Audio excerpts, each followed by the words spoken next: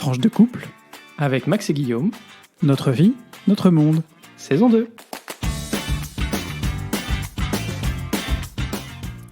Bonjour, bonsoir et bienvenue dans ce 9e épisode de la saison 2 de notre podcast Tranche de couple, avec Guillaume et Max. Épisode qu'on a choisi d'intituler 2021, ça rime avec vaccin. Hasard, je ne crois pas.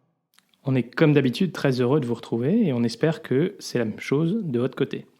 Comme c'est le premier épisode de l'année, on en profite pour vous souhaiter tous nos vœux pour cette nouvelle année. Santé, bonheur, plaisir partagé. Et on se souhaite à tous de pouvoir se retrouver plus nombreux et plus proches physiquement en cette année qui commence. Bon, et puisqu'un petit rappel ne fait jamais de mal, vous trouverez Tranche de couple le lundi tous les 15 jours. Et puis vous pouvez nous retrouver également entre-temps sur Facebook et sur Twitter. Et puis allez, en ce début d'année, on vous met au défi de nous envoyer un petit coucou quand vous aurez écouté cet épisode. Coucou, par exemple. Et si vous préférez, vous pouvez aussi nous écrire par email sur tranche, le chiffre de couple au singulier, @gmail.com. Et si ce podcast vous plaît, faites-le connaître autour de vous. Et si vous le pouvez, mettez-nous une note sur Apple Podcast pour nous aider à faire connaître Tranche de couple. Ou un pouce bleu sur Facebook. Ça marche aussi. Max, pour ce premier épisode d'actualité post-2020, on va parler de l'événement de ces 10 derniers jours. Exactement, une fois n'est pas coutume, nous allons commencer par décrypter l'Europe en lien avec le sujet favori, le Brexit. Et la relation entre l'Union européenne et le Royaume-Uni, puisque le 24 décembre 2020 à 14h44, Habemus Brexit. Voilà, c'était l'épisode 3584 2592,32 €. Voilà, on ne sait plus. Mais en tout cas, c'était un cadeau de Noël avant l'heure. Bah effectivement, pour tout le monde, c'était quand même une excellente nouvelle. Ah oui, excellente nouvelle, mais pourquoi ?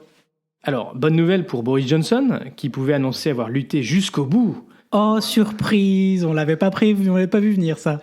Pour un accord qui préserve la souveraineté britannique, bien sûr. Et puis, bonne nouvelle pour les Européens, qui ont su préserver leur unité, et c'est un vrai enseignement de ces 4 dernières années, et ne pas lâcher aux demandes extravagantes d'un ex-membre, nouveau partenaire, qui, après avoir quitté la table, réclamait de pouvoir tout faire comme avant, mais sans les contraintes. Alors bref, au final, cet accord de libre-échange était nécessaire pour les deux parties, d'où l'accord et d'où la réjouissance collective. Mais comme l'a rappelé Michel Barnier, depuis le 1er janvier, puisqu'on enregistre aujourd'hui le 2 janvier, les choses sont néanmoins bien différentes de la situation qui prévalait auparavant quand le Royaume-Uni était membre de l'Union européenne ou encore durant la période de transition où la majorité des paramètres s'appliquaient encore. Et on vous mettra sur Twitter et Facebook le tableau récapitulatif qui a été diffusé par la Commission et qui montre bien la différence entre être membre et être un partenaire, même avec l'accord le plus ambitieux qui soit de libre-échange. C'est bizarre qu'il ne l'ait pas mis avant, ça aurait peut-être aidé les Anglais à... Enfin bref, ça n'a rien à voir. Alors, le point le plus compliqué a été jusqu'au bout et comme prévu, la pêche. Pourtant, c'est un domaine qui représente économiquement, c'est assez peu de choses. Oui, mais alors politiquement, c'était devenu le point le plus important, et ce, des deux côtés de la Manche. Alors, au final, les Européens vont pouvoir continuer à pêcher dans les eaux britanniques pour au moins les 5 prochaines années, donc ça nous donne un petit peu de prévisibilité. Le temps de revenir, quoi. Et d'ici là, la seule concession qui a été faite, c'est qu'il va falloir réduire de 25% ce qui est pêché par les Européens. Et si l'accord permet de continuer à commercer sans tarif douanier, ça ne se fera malheureusement pas aussi simplement qu'avant, puisqu'il y aura des contrôles, notamment des contrôles phytosanitaires, et puis beaucoup de paperasse. Alors là, pour le coup, les Britanniques qui voulaient sortir de l'Union européenne pour arrêter la paperasse, c'est pas gagné. Alors, l'accord marque aussi une réduction drastique de la coopération existante dans les domaines culturels et universitaires. Et le symbole le plus important de ça, c'est la décision britannique de ne pas prendre au programme Erasmus, au programme Erasmus+, au profit d'un nouveau partenariat universitaire à l'échelle mondiale. Alan magnifique. Turing Scheme. Exactement. Et puis, n'oublions pas que certains chapitres n'ont tout simplement pas été ouverts, puisque les Britanniques ont refusé de négocier en matière de politique étrangère, de défense et de développement. Alors, rendons à César ce qui est à César, et à Michel Barnier ce qui est à Michel Barnier. puisque l'accord doit en grande partie sa réalisation au talent et à l'abnégation de Michel Barnier, qui a dû quand même vivre un peu comme un moine ces 4 dernières années, où il n'a pas ménagé ses efforts. D'abord, vous vous souvenez, pour négocier l'accord de retrait, où il y avait un certain nombre de points d'achoppement, notamment s'agissant de la dette britannique, l'Irlande du Nord et la protection des citoyens européens au Royaume-Uni. Et puis sur l'accord commercial, qui a finalement été finalisé, comme on vient d'en parler, et les États membres ont accepté de permettre sa mise en œuvre provisoire au 1er janvier. Cet accord sera néanmoins définitif seulement une fois que les parlements britanniques et européens l'auront ratifié. Alors le Parlement britannique, lui, a validé déjà ce qui était nécessaire nationalement, et puis les États membres ont décidé que, ils acceptaient la mise en œuvre provisoire en attendant que le Parlement européen, d'une part, et puis les parlements nationaux valident cet accord. Alors Barnier, finalement, c'est un peu une fin de carrière en apothéose pour lui, parce qu'il faut savoir qu'il atteignait la limite d'âge en fêtant ses 70 ans, et qu'il n'aurait donc pas pu continuer son mandat. Et il a néanmoins d'ores et déjà indiqué qu'il était prêt à aider sa famille politique au plan national, les Républicains. Un candidat à la présidentielle en 2022 ? À voir. La droite manque un peu cruellement de personnalité qualifiée, et en tout cas suffisamment charismatique pour occuper ce poste. Est-ce que ça pourrait être Michel Barnier, qui est quand même resté dans l'ombre du Brexit pendant autant d'années ? On a hâte de voir ce qui va se passer d'ici 1 an et demi. Merci Max. L'ombre du Brexit et aussi le fait qu'il a quand même la majorité de sa carrière politique en réalité était plutôt au niveau européen qu'au niveau national. Absolument. C'est un Européen convaincu et engagé. C'est en tout cas pas ça qu'on pourra lui enlever. Allez, c'est parti. Point Belgitude éventuellement ? Bah non, on va faire un point Erasmus en fait. Ah pardon. Alors on deuxième va un partie. peu vite en besogne. Et ben moi j'avais prévu, même si Max voulait me couper le sifflet. Tu veux pas que je le coupe, c'est ça ? Ouais, c'est ça.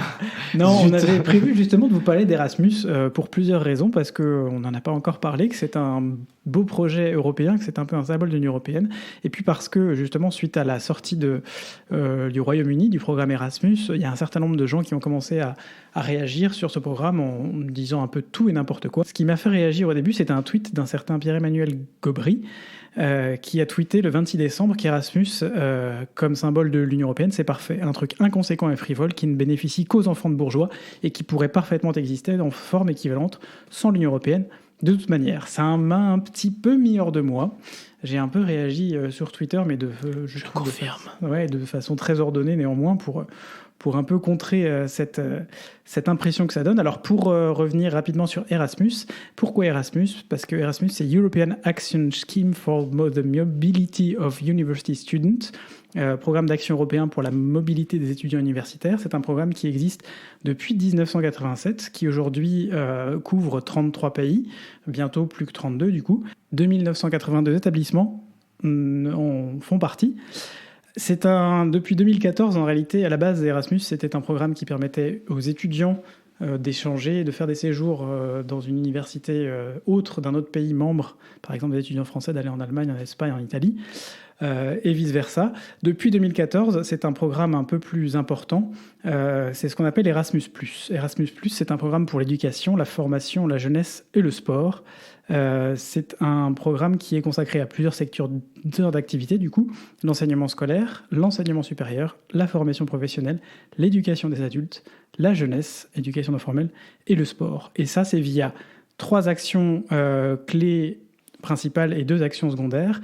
Mobilité à des fins d'apprentissage, donc par exemple entre des étudiants de 2 universités ou alors entre des apprentis, puisque ça comprend aussi, c'est un programme qui permet aussi aux apprentis de partir faire un échange avec un autre pays. Action clé numéro 2, coopération pour l'innovation et l'échange de bonnes pratiques. Donc ça peut être par exemple des professeurs d'université ou des membres des salariés d'institutions éducatives qui échangent des bonnes pratiques en allant faire un séjour dans un autre pays. Et enfin, action très clé numéro 3, c'est le soutien à la réforme politique, c'est-à-dire faciliter la mobilité en Europe dans les domaines de l'éducation, la formation et les politiques d'éducation, de formation et de la jeunesse de personnes qui travaillent justement, par exemple, dans les ministères nationaux liés à ces différentes politiques. Les 2 actions subsidiaire, c'est le programme Jean Monnet qui permet à aider des échanges entre des étudiants ou des universitaires ou des personnes qui travaillent en tout cas sur une meilleure compréhension de l'Union européenne, de l'Europe et de son fonctionnement et des échanges. Et puis le sport, puisque ça c'est la deuxième sous-action clé, ça permet également de faire des échanges entre sportifs professionnels de haut niveau, entre écoles de sport de haut niveau, au sein de l'Union européenne. En 2015 et 2016, pour vous donner déjà quelques chiffres, le nombre d'étudiants qui ont effectué une mobilité en Europe en France était de 41 170, en très forte hausse depuis 2008, puisqu'en 2008, c'était seulement 28 283 étudiants qui ont fait une mobilité. Pour la période 2014-2020, c'est un programme qui a bénéficié,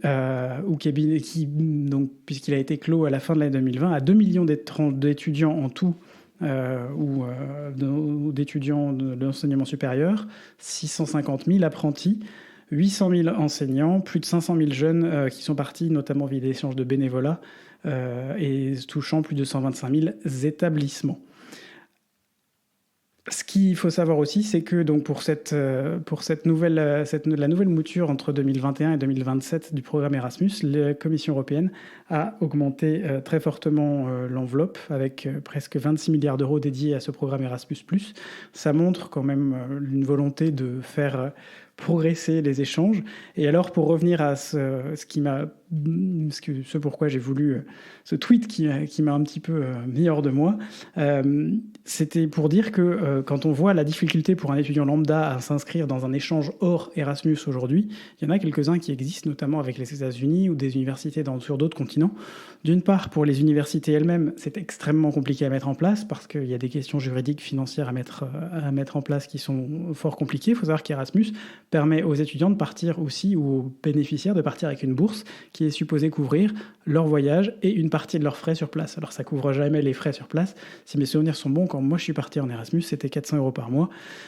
Max et moi, on a fait tous les deux nos Erasmus, Maxime à Berlin et pour un mec qui aime pas la bière, c'est quand même... Mais enfin bref, ça n'a rien à voir. Non mais et dis donc, là-haut.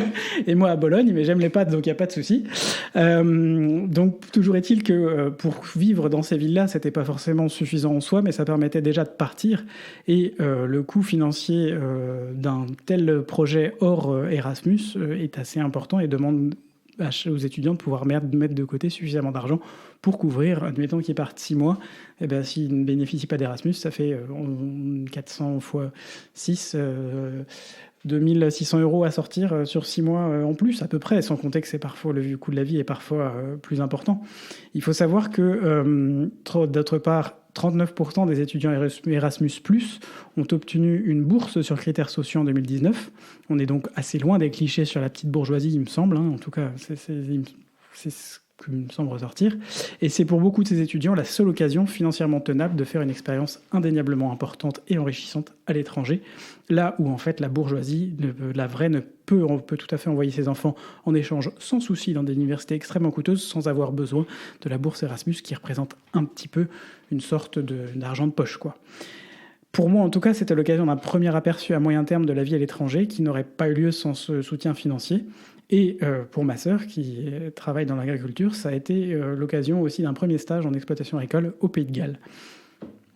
Et moi, je voudrais quand même dire que, en fait, au-delà de l'expérience interculturelle magique, les langues et tout ça, c'est aussi une formidable manière de voir l'Union européenne dans sa réalité et de faire Union européenne pour les jeunes citoyens au sein de l'Union européenne. Voilà, de vivre et découvrir ces pays entremêlés.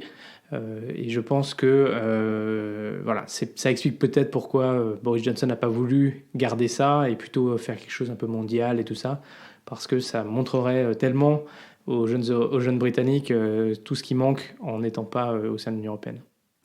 Absolument, c'est aussi une des raisons.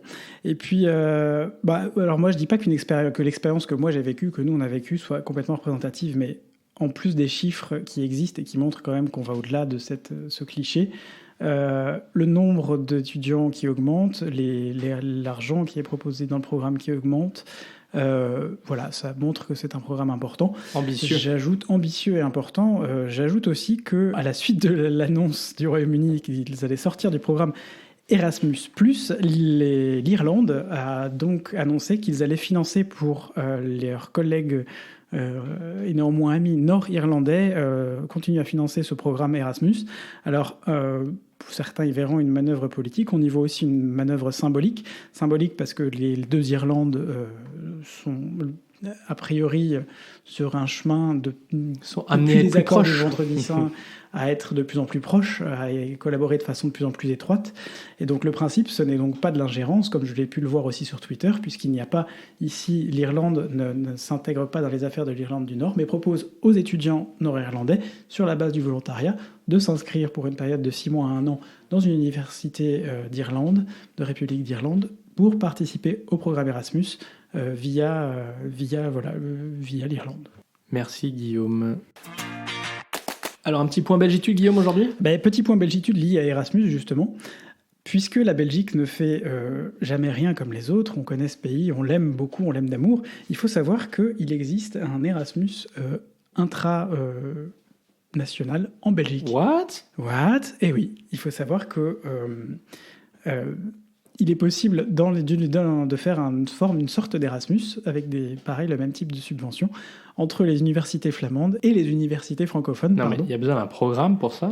Oui, il y a besoin d'un programme pour ça. En tout cas, la Belgique l'a mis en place parce que c'était un manque. Il y avait clairement dans ce pays, il y a eu un manque de relations entre aussi le Nord et le Sud. Et donc, on essaye aussi de mettre en place des relations entre les régions du Nord et du Sud. Alors évidemment, entre un Wallon qui souhaite aller en Espagne et un Wallon qui pourrait aller en Flandre, ça paraît pas forcément être tout à fait aussi sexy. Par contre, en termes d'expérience culturelle, d'enrichissement et de découverte de son propre pays, on en est un peu là en Belgique, c'est tout à fait important. Et pour la langue, c'est peut-être pas mal aussi. Et pour la langue, c'est peut-être pas mal aussi, absolument. Quand on sait que le nombre de citoyens effectivement bilingues est en chute libre, c'est peut-être pas une mauvaise chose. Absolument. Et donc ce programme s'appelle Erasmus Belgica et il vise à encourager, comme je vous disais, la mobilité des étudiants de l'enseignement supérieur au sein des 3 communautés, communauté flamande, communauté wallonne et communauté germanophone, pour offrir la chance à ces étudiants de faire une immersion linguistique, pédagogique et culturelle dans une autre communauté de Belgique. Voilà. Quelques informations inattendues sur la Belgique. On ne s'ennuie jamais. Alors, écoutez, pour cette rubrique vie de couple, on va tirer peut-être un bilan de ces fêtes de Noël. Alors pour nous, c'était un Noël finalement très distancé socialement. Mais oui. Mais pas désagréable pour autant. Non. On se recentre. Et nous qui habitons loin de nos proches, comme tous les expatriés, c'était quand même assez essentiel de pouvoir voir et partager un peu de temps avec notre nucléus familial. Donc on en a bien profité en faisant attention. Et puis, malgré tout, comme vous tous on l'imagine, c'était quand même assez frustrant de ne pas pouvoir profiter de ce moment pour voir un certain nombre d'amis proches. Mais en même temps, c'était la chose raisonnable et c'est ce qu'il fallait faire. Alors le côté positif, c'est qu'au bilan, on a évité le traditionnel marathon des fêtes. Je pense qu'on vous en avait parlé l'année dernière. Ouais. Et au final, ça donne des vacances qui ont été... les amis, la famille, pour voir tout le monde. Au final, ça quand même donne des vacances qui ont été un peu plus reposantes, surtout sur la deuxième partie, que d'habitude.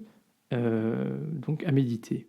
À méditer, absolument. Oui, parce qu'on est rentré du coup en Belgique un peu tôt, puisque la règle pour quand on rentre en Belgique d'un séjour de plus de 48 heures en zone rouge, c'est-à-dire à peu près toute l'Union européenne, enfin tout le monde entier en fait, c'est de faire une quarantaine, de s'inscrire sur le Passenger Locator Form et d'attendre un petit SMS pour nous dire d'aller faire un test. Et de s'inscrire, un test au bout de 7 jours, et en attendant, mettez-vous en quarantaine. Et non, parce que depuis aujourd'hui, depuis le 1er janvier, il faut faire un test. Alors, soit, si on n'est pas résident en Belgique, il faut faire un test de moins de 48 heures avant de rentrer en Belgique, puis un test au bout de 7 jours, une fois au bout de la quarantaine.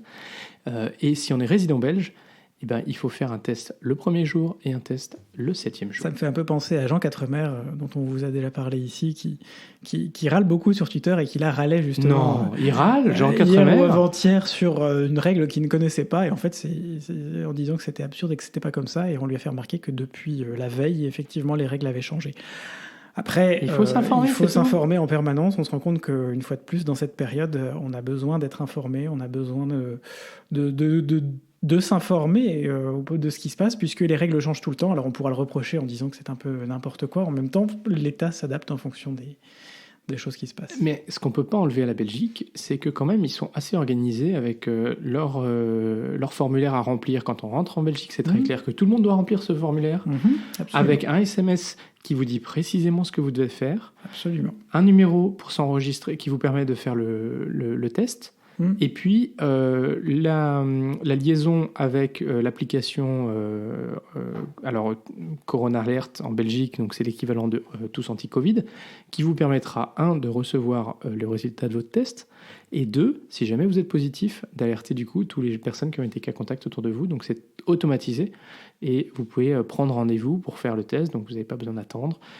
Moi, je trouve ça très bien organisé. Ouais, et c'est l'occasion d'ailleurs de tirer un chapeau aussi aux Belges qui, malgré des règles très strictes pour les fêtes, qui semble avoir été bien suivi, puisque contrairement à pas mal de pays voisins, notamment la France, l'Allemagne, la Suisse, où la deuxième vague semble être arrivée la baisse est arrivée à un plateau, la Belgique reprend un rythme de baisse importante du nombre de cas quotidiens, puisqu'on est passé de 2500 avant Noël à 1600 aujourd'hui. On est à moins 30% en moyenne sur la semaine du 23 au 29 décembre. Ça montre que ça fonctionne et quand tout le monde y met un peu du sien, ça fonctionne aussi, et qu'on a tous une responsabilité aussi pour s'assurer qu'on ne se contamine pas et qu'on ne contamine pas nos proches, en particulier les plus sensibles. Voilà, et on espère que l'ensemble des gens qui rentreront en Belgique, voilà, ils ont profité de pouvoir partir à l'étranger, ils respecteront, feront la quarantaine, les tests. J'ai oublié de noter qu'il y a quand même un contact tracer qui vous appelle même le samedi au bout de 6 après-midi jours ou 5 jours pour vérifier si vous avez des symptômes. Si vous êtes bien à la maison, monsieur. Donc c'est quand même bien fait. Voilà, alors deuxième sujet, Guillaume, tu voulais nous parler du nouveau challenge Patience et Sérénité en 2021 ? C'est ça, absolument. Je pense que 2021 sera à l'image de 2020, c'est-à-dire patience et sérénité. On vous avait parlé aussi dans ce podcast quelques épisodes auparavant de le test du canoë, le test de couple du canoë. Donc vous êtes à deux dans un bateau, Pince-Mi et Pince-Moi sont dans un bateau, et vous devez le faire avancer, sachant qu'en fait vous devez être absolument coordonnés, parce que sinon le bateau n'avance pas, dans le meilleur des cas, et dans le pire des cas, ça coule. On a découvert tout à l'heure, avec beaucoup de patience et de sérénité, un autre test, c'est celui du test de refaire les draps ensemble. Ben oui, vous savez, on a cette technique pour mettre le drap de couette, la couette dans le drap de couette. Moi, j'ai une technique qui est de retourner le drap, de prendre les deux bouts avec les mains et de serrer les deux bouts de la couette, puis de retourner tout ça. Alors tout à l'heure, on s'est amusé à le faire à deux, on s'est amusé. Tout avait bien commencé. Et puis on a eu un peu de mal à trouver le bon coin, parce qu'à chaque fois c'était pas le bon, donc on s'est regardé plusieurs fois. On a eu des moments de grande solitude, très grande solitude. Mais il n'y a que 4 coins dans une couette, dans une housse de couette. Alors comment peut-on se tromper ? Fais pas le malin, t'étais aussi perdu que moi. Donc on a fini par trouver les 2 coins dont on avait besoin, au bout de quelques minutes qui nous ont paru une éternité, un peu comme cette année 2020 qu'on quitte dans un sens aussi avec joie. Et on vous suggère d'essayer ça si vous êtes en couple et que vous voulez tester la solidité de votre couple. Faites-le. Par contre, si vous avez des doutes dessus, c'est peut-être pas le truc idéal à faire. Il y a peut-être moyen de communiquer et de parler avant. Ah oui, t'es comme ça, toi. Absolument. Bon, enfin, en tout cas, on vous souhaite que si vous êtes en couple, vous ayez une année 2021 au top. Ça va être encore un petit peu compliqué, probablement encore quelques mois, mais on tient le bon bout, hein ? Absolument, on tient le bon bout. Alors, dernière rubrique, Guillaume, tu veux nous parler de quoi ? Je vais vous parler d'une initiative assez sympathique dont le Figaro s'est fait l'écho dans un article daté du 23 décembre, n'est-ce pas ? C'est l'initiative lancée début novembre par Antoine Gallet, qui s'appelle « Refaites vos jeux ». Antoine Gallet, dans la vie quotidienne, il est éducateur spécialisé. Il s'est rendu compte au bout d'un moment, notamment parce qu'il a notamment fait du bénévolat dans une ressourcerie de Caen, de sa ville. Il s'est rendu compte que on avait beaucoup de problèmes avec des jeux de société incomplets, des jeux de société auxquels on finissait par ne plus jouer parce qu'il manquait une pièce, mais que c'était quand même une pièce super importante et que du coup, on pouvait rien faire avec. Et il s'est dit, mais alors pourquoi est-ce que je n'essaierai pas de mettre en place un système qui permettrait soit de refaire des pièces, soit surtout de mettre en commun des vieux jeux qui sont bons qui seraient prêts à être jetés, de récupérer tous ces jeux et puis de stocker les unes à côté des autres les pièces pour pouvoir les remplacer. Donc il a mis ça en place au début du mois de novembre. Il est un mois et demi après victime de son succès. Il a déjà plus de 10 000 abonnés sur son groupe sur Facebook. Il s'est rendu compte qu'il allait devoir déménager, donc aujourd'hui il cherche un local un peu plus grand pour pouvoir stocker les jeux, mais ça fonctionne extrêmement bien puisque il a reçu plus de 5000 demandes depuis le début de son action pour des pièces de jeux qui manquaient pour les changer. Donc il facture 1 € pour l'expédition pour des petites pièces, un peu plus cher évidemment si on envoie un jeu un peu plus complet parce que parfois il manque des parties plus importantes. Et puis, ce qui est surtout important, c'est que c'est une initiative qui a fait boule de neige, puisque un certain nombre de ressourceries, donc pour mémoire, une ressourcerie, c'est en général une association locale dans laquelle vous pouvez trouver des objets de seconde main, de l'aide pour réparer des outils, des appareils électroménagers qui sont cassés, etc., etc. L'idée étant d'être dans une démarche de développement durable et de respect de l'environnement, et puis aussi de redonner vie à tous ces objets qu'on a chez nous, mais dont on ne se sert plus parce qu'il manque des choses. Donc il a été contacté aujourd'hui par un certain nombre de ressourceries qui lui ont demandé un peu comment il faisait. Et donc on espère que c'est une initiative qu'on va pouvoir retrouver assez vite en Belgique, parce que on a parfois ce problème de se dire « Ah bah tiens, j'ai un jeu, mais je ne peux pas y jouer, il me manque une pièce. Bon bah je le jette. » Eh ben non, c'est pas la bonne initiative. On ne jette pas, on recycle, on retrouve, on recherche, on fait appel à la créativité des gens et on donne une deuxième vie à des jeux. Et c'est le principe de l'économie circulaire, qui est un des objectifs promus notamment par l'Union européenne.